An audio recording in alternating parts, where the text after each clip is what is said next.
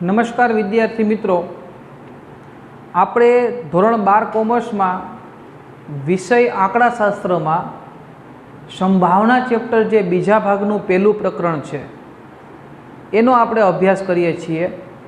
अत्यारे आपणे स्वाध्याय 1.2 में छीए। स्वाध्याय 1.2 में अत्यार सुधी में आपणे पहलो, बीजो ने त्रीजो 3 दाखलाओ कम्प्लीट करेला छे। आजना लेक्चर में आपणे चौथा दाखला थी शुरुआत करवानी छे। एटले आपणे स्वाध्याय 1.2 अने एनो दाखला नंबर 4 त्यांथी आपणे शुरुआत करवानी छे। दाखला नंबर 4 ना रकमना हेडिंग में आपणे एवुं कहे छे के 2 बाळको धरावता कुटुंबमांथी एक कुटुंब यादच्छिक रीते पसंद करवामां आवे। हवे आपणे स्वाध्याय 1.1 में निदर्शवकाश लखता शीखी गया छे। ए निदर्शवकाश में जो कोई कुटुंब में 2 बाळको होय तो ए 2 बाळको माटेनो निदर्शवकाश आपणे आवी रीते शीखी गया। बीजी, बीबी, जीबी अने जीजी। आ निदर्शवकाश थाय कोईपण कुटुंब में 2 बाळको होय तो के पेला छोकरो पछी छोकरी, अथवा तो 2 छोकरा होय, पेला छोकरी अने पछी छोकरानो जन्म थाय, अथवा तो बंने छोकरीनो जन्म थाय। तो कोईपण कुटुंब में 2 बाळको होय तो एना माटेनो निदर्शवकाश आपणने आ रीते मळे। तो एनो मतलब एवो थयो के आना उपरथी आपणने कुल परिणामोनी संख्या n बराबर 4 मळे। आपणा सूत्र मुजब m ना छेदमां n, सानुकूल परिणामोनी संख्या छेदमां कुल परिणामोनी संख्या, एटले आपणने n नी किंमत मळी गई 4। हवे जे आपणने नीचे प्रश्नो पूछेला छे ए प्रश्नोना आधारे आपणे एने जवाब आपी शकीए। पहेलो प्रश्न एवो पूछे छे के एक बाळक छोकरो अने एक बाळक छोकरी होय तो आपणे अहींया हेडिंग आपी शकीए के एक बाळक छोकरो अने एक बाळक छोकरी होय ते घटना बराबर ए। पहलो प्रश्न छे એટલે આપણે તે ઘટનાને શું કહી દેશું એ। ક્લિયર કટ ઇન્સ્ટ્રક્શન છે કે એક બાળક છોકરો અને એક બાળક છોકરી। તો અહીંયા જે 4 પરિણામ તમને દેખાય છે એ 4 પરિણામમાંથી તમે એવા પરિણામ મેળવો કે જેમાં એક છોકરો અને એક છોકરી હોય। જો તમે વિચારો તો બીજી એટલે એક છોકરો અને એક છોકરી થઈ ગયા।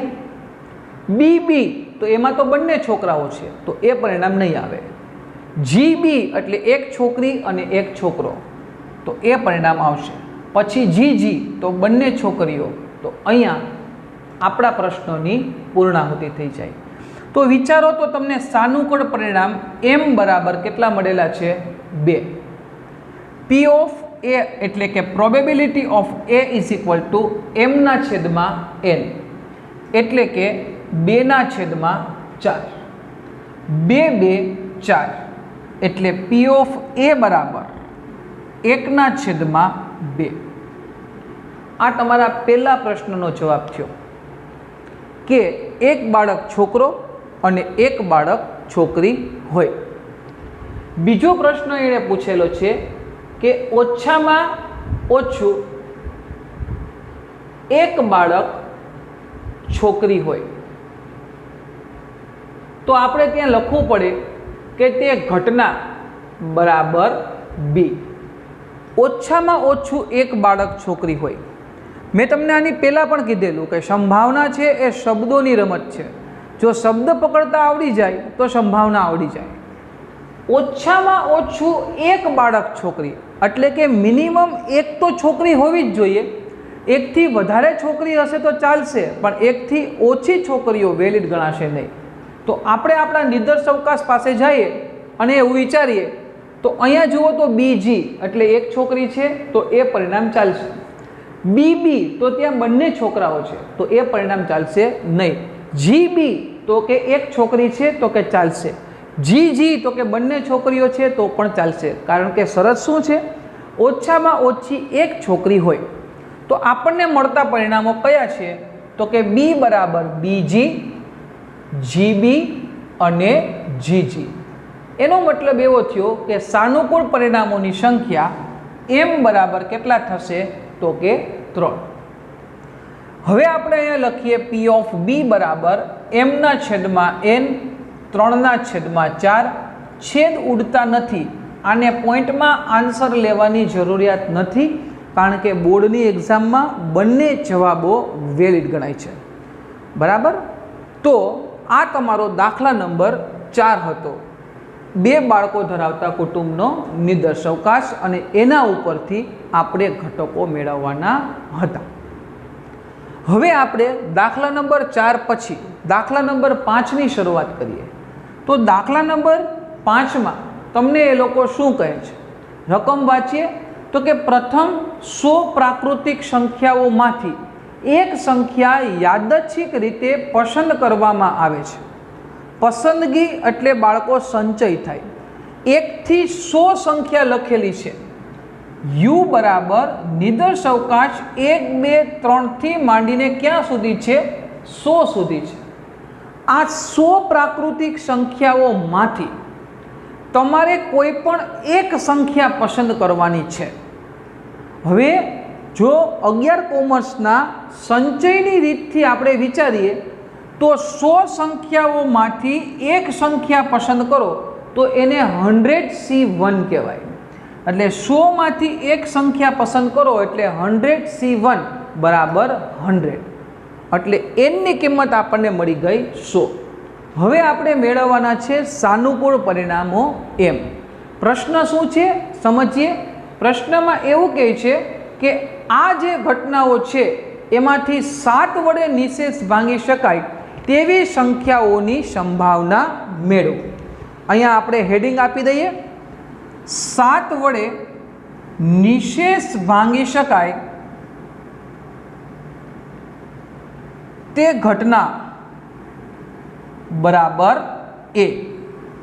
હવે 7 વડે નિશેષ ભાંગી શકાય એટલે 1 થી 100માં આપણે એવી સંખ્યાઓ મેળવવાની છે કે જેને તમે 7 વડે નિશેષ ભાંગી શકતા હો. તો એના માટે 7નો પાળો આવડવો જરૂરી છે અને એ તમને બધાને આવડતો હશે.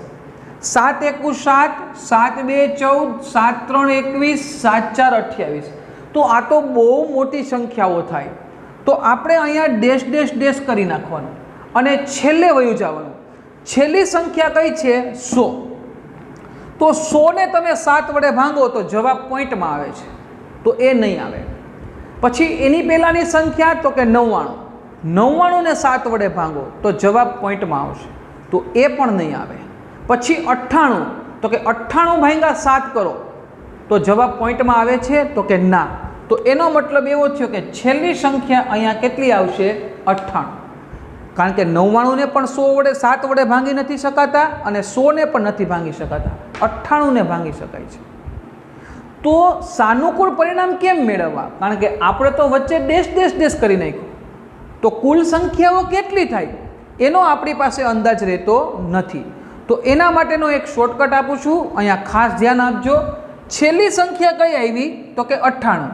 આપણે કેટલા વડે ભાગાકાર કરવાનો છે? તો કે 7 વડે નિશેષ ભાંગી શકાય એવી સંખ્યાઓ આપણે મેળવવાની છે. તો 98 ભાંગ્યા 7 કરીએ તો કેટલા મળે? તો કે 14. એનો મતલબ એવો થયો બાળકો કે સાનુકૂળ પરિણામ એમ બરાબર કેટલા આવશે? તો કે 14 આવશે. આ શોર્ટકટ કોઈ પણ દાખલામાં તમે એપ્લાય કરી શકશો. આના પછી જે દાખલા નંબર 6 આવે છે એમાં પણ હું તમને આ જ શોર્ટકટનો ઉપયોગ કરી અને દાખલો શીખડાવીશ. એટલે કોઈ પણ દાખલામાં આપણો આ શોર્ટકટ છે તમને કામ લાગશે. તમારી ઈચ્છા હોય તો છેલ્લે સુધી 7નો પાળો બોલ્યા કરજો 98 સુધી, એટલે પરીક્ષામાં ટાઈમ ઘટે. એવું કરાય નહીં. એના કરતાં બેટર વે એ છે કે આ શોર્ટકટનો આપણે ઉપયોગ કરી લઈએ. તો હવે આપણી પાસે સાનુકૂળ પરિણામ મળી ગયા છે 14/100.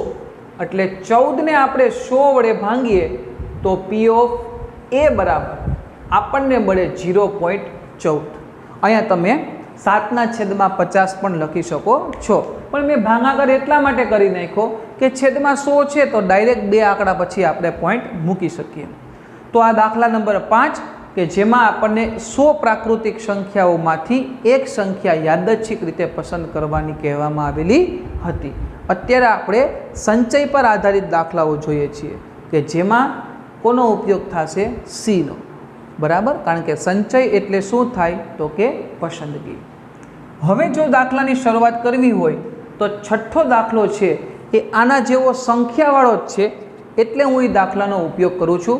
દાખલાની રકમ એવા પ્રકારની છે કે 1 થી 120 સંખ્યાઓનો ઉપયોગ કરવાનો છે. અહીંયા જેવી રીતે 1 થી 100 સંખ્યા છે એવી રીતે અહીંયા 1 થી 120 સંખ્યા છે. આ 120 સંખ્યાઓમાંથી તમારે કોઈ પણ એક સંખ્યા યાદચ્છિક રીતે પસંદ કરવાની છે. તો જેમ અહીંયા તમે 100C1 કર્યું એવી જ રીતે અહીંયા શું કરવું પડશે? 121C1, કારણ કે પસંદગી કરો છો એટલે સંચય છે. સંચય એટલે કોમ્બિનેશન એટલે સી. 120C1 એટલે 120 થાય. એટલે કુલ પરિણામોની સંખ્યા n બરાબર આપણને 120 મળી ગઈ. હવે એણે તમને નીચે 4 અલગ અલગ પ્રશ્નો આપેલા છે. એ 4 પ્રશ્નો છે એને આપણે એક પછી એક લઈએ. પહેલો પ્રશ્ન 3ની ગુણક હોય. જુઓ, અહીંયા નિશેષ શબ્દ હતો ને અહીંયા નિશેષની જગ્યાએ શબ્દ શું છે? ગુણક. એનાથી આપણને કંઈ ફેર પડતો નથી. અહીંયા જેમ 7નો પાડો બોલ્યા એમ અહીંયા 3નો પાડો બોલવાનો છે, પણ એ પહેલાં હેડિંગ આપવું જરૂરી છે. શું કહે છે? 3નો ગુણક હોય તો આપણે લખીએ 3નો ગુણક હોય તે ઘટના બરાબર એ. તો જેમ અહીંયા 7નો પાડો બોલ્યા એમ અહીંયા આપણે 3નો પાડો બોલવાનો છે. એ બરાબર 3 × 1 = 3, 3 × 2 = 6, 3 × 3 = 9. છેલ્લે સુધી પાડો બોલવાની જરૂરિયાત નથી, આપણી પાસે શોર્ટકટ છે.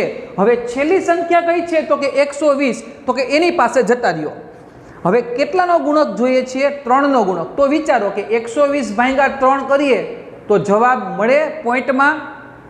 તો કે ના, પૂર્ણાંકમાં જવાબ મળે છે. એનો મતલબ એવો છે કે અહીંયા ડેશ ડેશ ડેશ કરતાં કરતાં છેલ્લી સંખ્યા 120 આપણે લખી શકશું, કારણ કે 120 / 4 કરીએ તો જવાબ પોઈન્ટમાં નથી આવતો. એનો મતલબ એવો થયો કે 120ને આપણે 3 વડે ભાંગી શકીએ છીએ. એટલે છેલ્લામાં છેલ્લું પદ કયું આવશે? 120. તો અહીંયા આપણે ડેશ ડેશ ડેશ કરી નાખેલું છે. તો સાનુકૂળ પરિણામ એમ કેમ મેળવવા? તો એના માટે આપણે શોર્ટકટ બનાવીએ છીએ. છેલ્લી સંખ્યા કઈ લખી છે તો કે 120. આપણે કેટલાનો ગુણક જોઈએ છીએ તો કે 3નો ગુણક. એટલે 120 / 3 એટલે સંખ્યા કેટલી મળશે તો કે 40. એનો મતલબ એવો થયો કે m બરાબર સાનુકૂળ પરિણામ છે એ કેટલા થશે તો કે 40. P ઓફ a બરાબર m/n 40/120.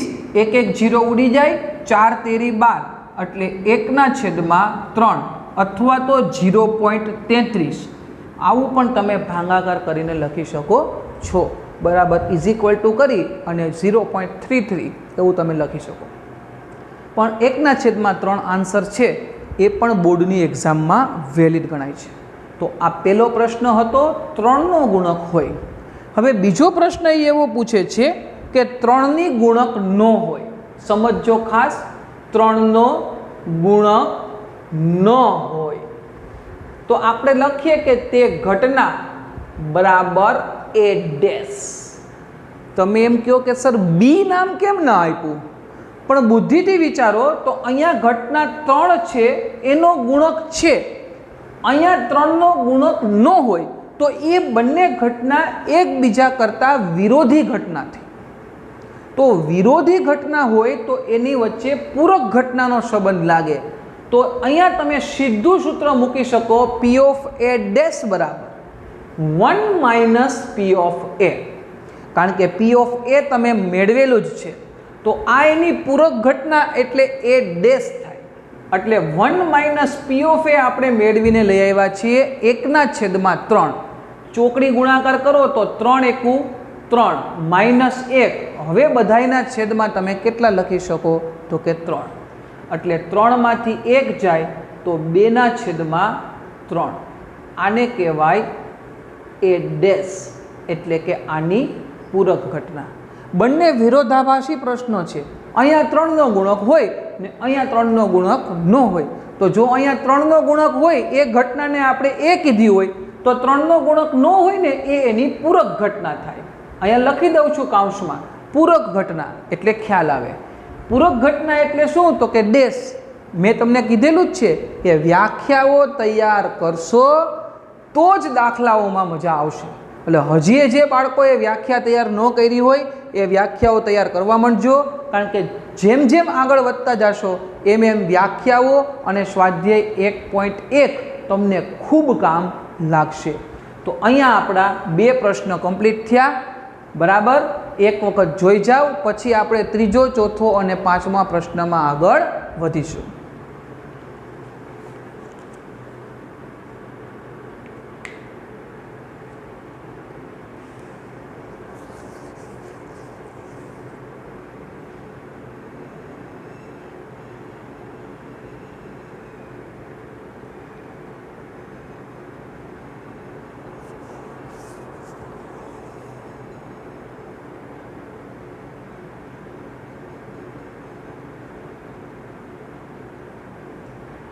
ઓકે, છઠ્ઠો જે દાખલો આપણો અધૂરો છે એ આપણે અહીંયા કન્ટિન્યુ કરશું.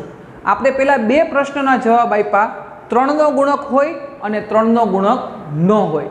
તો અહીંયા આપણે એનો ત્રીજો પ્રશ્ન છે 4નો ગુણક હોય. તો આપણે લખીએ કે 4નો ગુણક હોય તે ઘટના બરાબર બી.